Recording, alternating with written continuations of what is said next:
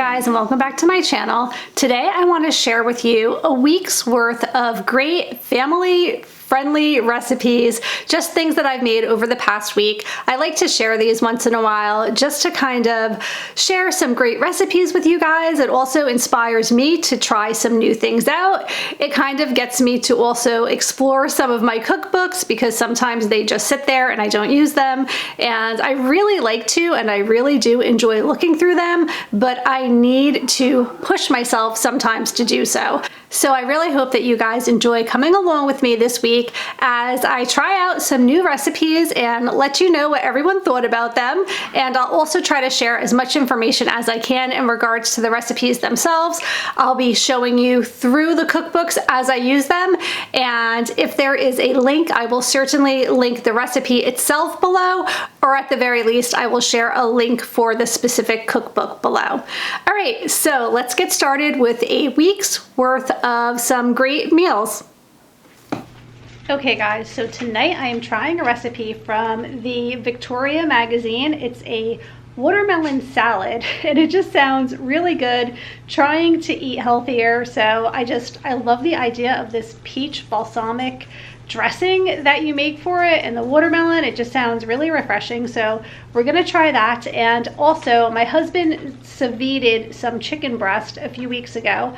I froze it and now I'm just going to heat it up and slice it up and serve it with the salad. So that is tonight's dinner.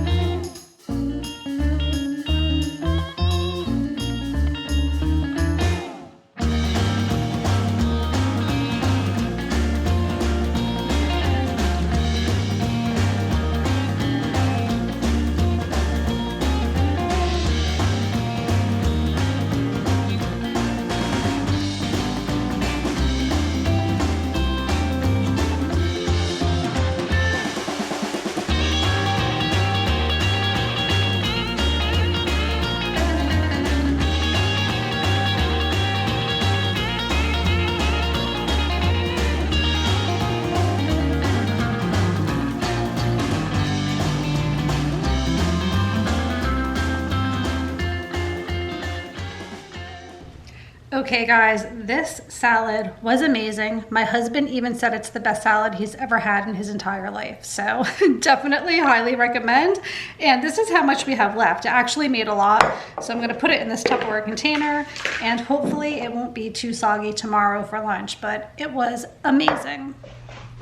Okay guys, so today I'm going to be using a recipe from the Fix It and Forget It cookbook. So there's lots of great crock pot recipes in here and they're usually pretty simple. This is by Phyllis Good and I am really into making crock pot meals, especially as we're coming into the beginning of the school year. It's just like I need to throw something in a crock pot early in the morning and just know dinner is ready at night. I don't know about you other moms, but my kids have activities pretty much every night. And I have two children that are involved in dance and sports and all kinds of things, band. So it does get a little crazy. And more often than not, if I don't have a crock pot meal already made or have like pre-made a freezer meal or something, my nights do not go well. So I think this is gonna be a great one to try out tonight. I'm going to do the naturally colorful vegetable soup, and this only needs to cook for 4 to 6 hours, so that's perfect. And also it has just a bunch of canned items, which is going to make it super easy. So what we need is 16 ounces of whole kernel corn undrained, 16 ounces of kidney beans also undrained, 14 ounces of low sodium diced tomatoes with juice, 15 ounces of tomato sauce. I have pizza sauce, so I'm hoping it's kind of the same thing. Again, I'm using what I have on hand today. And then I just chopped up some carrots, 1 onion, and I did not add any garlic because I did not have any garlic cloves, but I have some Italian seasoning, dried marjoram, dried basil, and then at the end we will add 2 cups of frozen peas. So basically you dump it all into the crock pot, cover it, and it says cook on high 1 to 2 hours and then to switch to low for 3 to 4 hours. I am just going to cook it on high for 4 hours because I'm not going to be home to switch the temperature, and also my carrots always end up coming out too hard, so I want them to be nice and soft. And then 20 minutes before you're done, you put in those frozen peas, and that's the meal. So really, really simple. This would be really nice with some crusty bread. I'm really not sure what kind of size I'm going to serve with this yet, if anything at all, but I'll see what else I have on hand. And that is going to be tonight's dinner.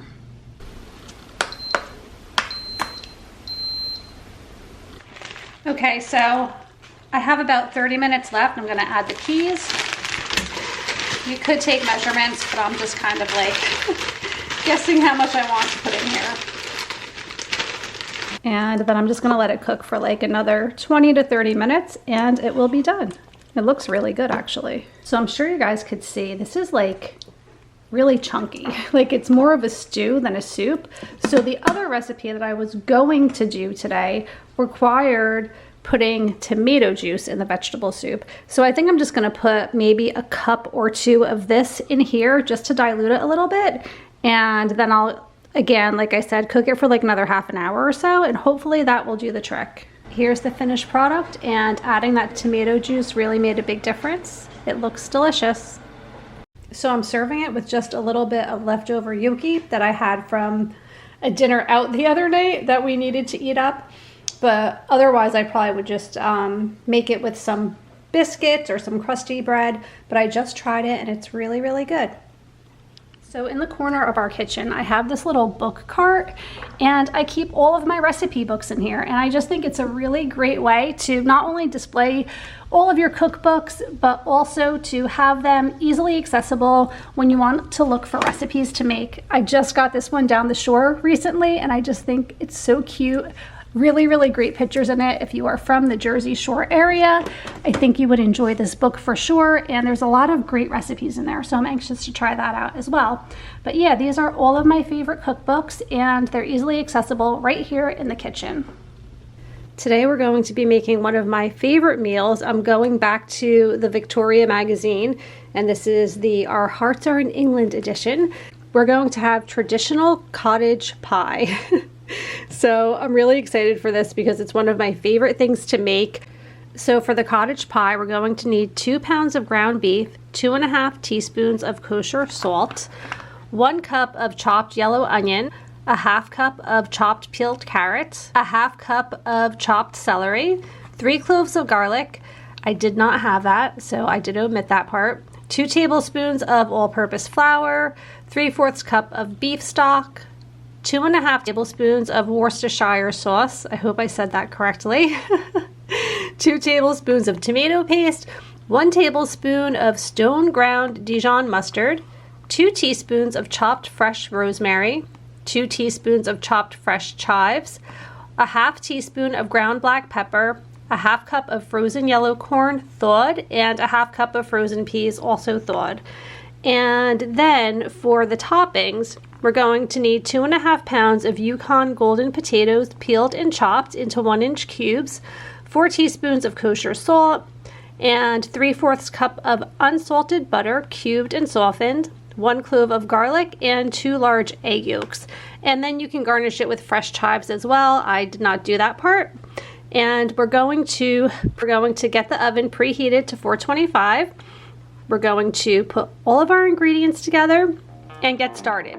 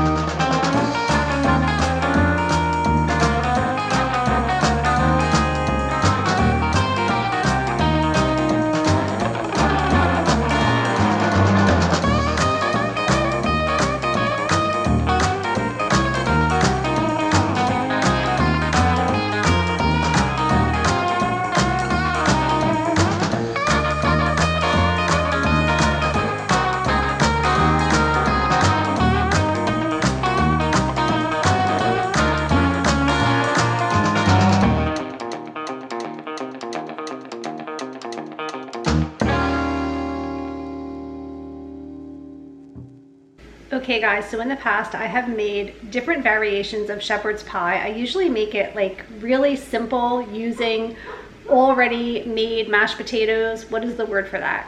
You know what I mean, when you don't make it from scratch and you use like those little bags.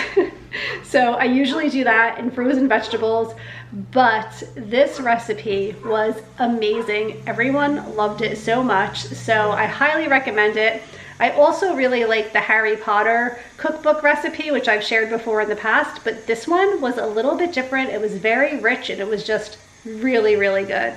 Hey guys, so today I am going to be making another crock pot recipe. I love using the crock pot. It's like my go-to way of cooking on most days, especially when school begins, because I just need to have the meals being made all day long so that at dinner, when it's crazy, we can just sit down and eat like civilized human beings. Not always the case, but I try.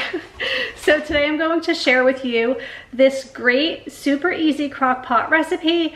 I'm using chicken breast. You'll have to let me know in the comments below what your trick is to not killing chicken breast in the crock pot. So I'm gonna hope for the best this time, but I would say it's like 50-50. Half of the time it comes out really dry, and sometimes I get lucky and it comes out really moist and easy to like shred. So we'll see how this goes, hoping for the best, and let's get started.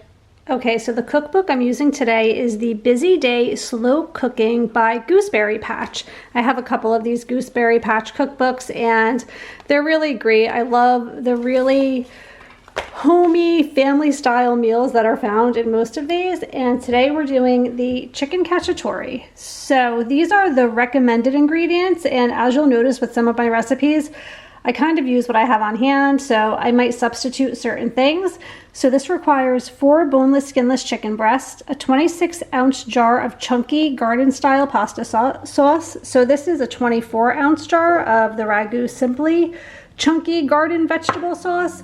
And I'm adding some petite diced tomatoes to that as well, just because this isn't quite 28 ounces. And I figured this would be a nice addition anyway, because I like my sauces to be very saucy, not too dry. So anyway, 1 zucchini chopped, which unfortunately the grocery store did not have zucchini, or I should say the Target that I went to did not have any zucchini today, so I omitted that.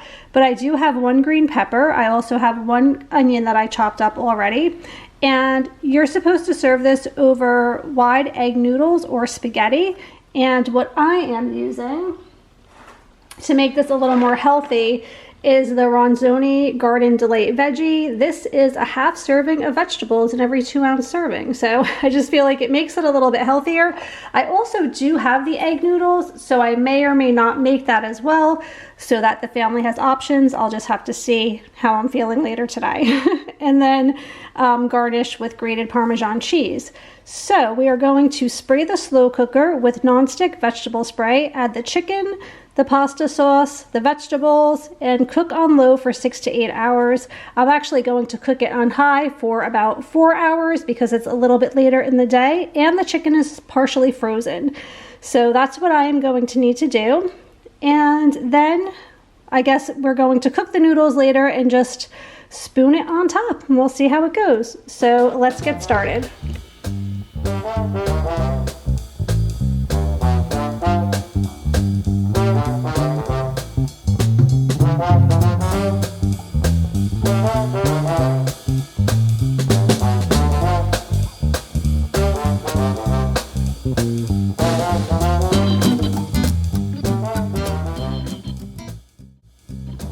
So I decided I'm going to cook the egg noodles and the veggie pasta, and then I'm just going to throw together this Caesar salad kit to go along with it.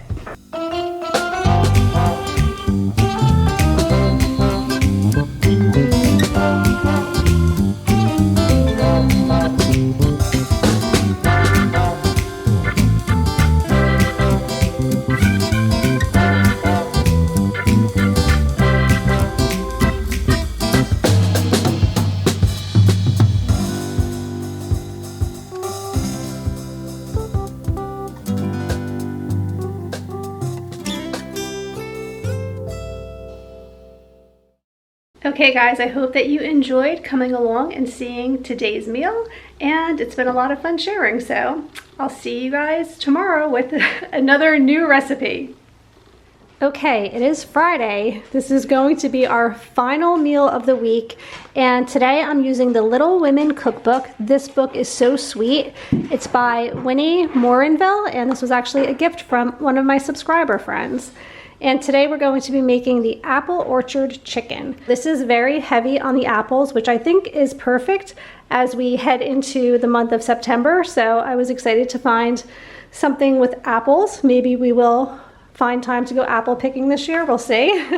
So we need 4 thin sliced boneless, skinless chicken breasts, salt and ground pepper to taste, a 1/4 cup of all-purpose flour, 2 tablespoons of vegetable oil, 1 shallot, which I don't have unfortunately, a 1/2 cup of chicken broth, 3/4 cup of apple juice, 1 tablespoon of apple cider vinegar, 2 small apples, 1 teaspoon of fresh thyme or dry thyme, which is what I'm using, a 1/2 cup of heavy cream, and 2 tablespoons of snipped fresh flat leaf parsley. I'm going to be using parsley flakes. There is a big storm rolling in, so I'm hoping we don't lose electricity. First, I need to core these apples, and this is a little gadget I got from Pampered Chef, and I have been using this since my kids were toddlers. Really comes in handy. So I am going to core and slice these 2 apples. Okay, so my apples are ready. Okay, so I just did some research, and I found out that a white onion can be substituted for a shallot, and I think that's kind of an important part of the recipe. It's going to add a lot of flavor, so I am just going to chop that up now so that we can include it in the recipe. And don't watch me cut, and don't cut the way I do, because I'm surprised I have not yet lost a finger. Now we're going to heat up some oil in the pan, and I'm going to dredge, I think that's the word, is that the word, dredge? The chicken with the flour and the salt and the pepper, and we're just going to cook that up, and then we're going to put it on a plate wrapped in foil to keep it warm. Then I don't know what's next, but you guys will see the process. And I cut this chicken really thin. So I had 3 chicken breasts, and I made about, I think 5 out of it because one of them was super duper thick, so I cut it twice. So this is gonna actually make a lot of food for my family. Now we are going to brown the chicken on either side.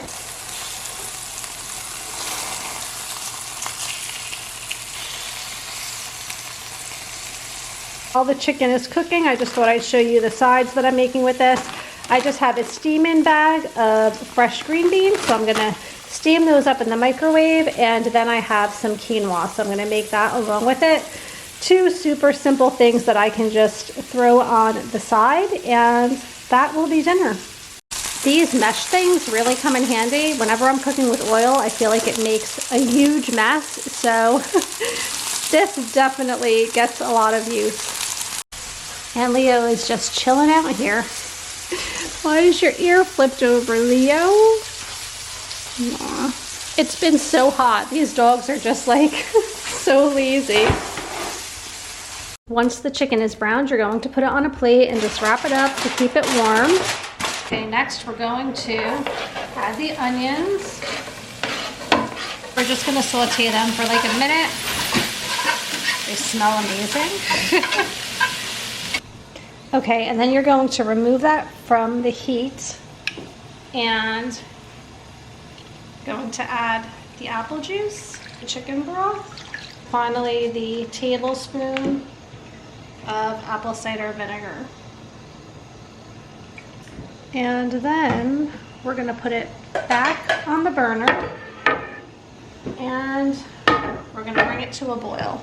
Okay, now that it's boiling, we're going to add the apples to the boiling mixture. And we're gonna wanna let them cook for a while so that they get nice and soft. We're also going to add a little bit of thyme. And then finally, you're going to add the cream and bring that to a boil. This looks and smells delicious. And here is the final product. It looks really good.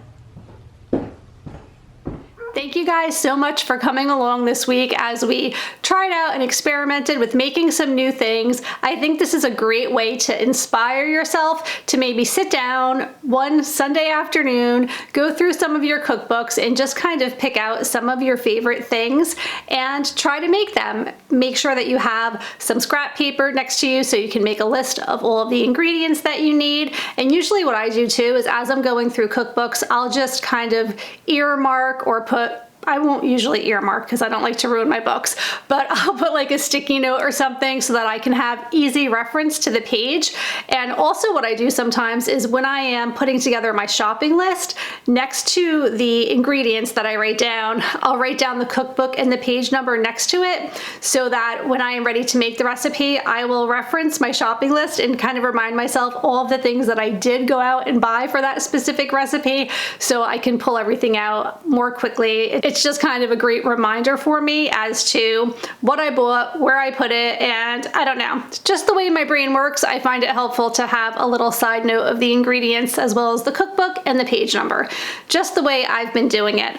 I'm really getting more into meal planning now, especially as we come into the fall and back to school and things like that. The summer tends to get a little bit crazy for me, and we do travel a lot, so I never really feel settled at home to really invest a lot of time in preparing meals. So I think this is a great time of the year to get more into that, and I'm excited to share some of that with you. So I hope that you guys enjoyed today's video. Thank you so much for watching. If you have not yet subscribed, I would love to have you please go ahead and hit that subscribe button, like this video if you did enjoy it, and let me know in the comments below either a favorite go-to recipe that you have, because I love getting recipes from you guys, or just let me know how you like to meal plan. Do you do it like monthly, weekly? Do you experiment with new recipes and cookbooks, or do you have like your same, several meals that you make every week and maybe just change it up a little bit? So really curious to see how you guys meal plan as well. Thanks again for watching, and I'll see you really soon. Take care. Bye.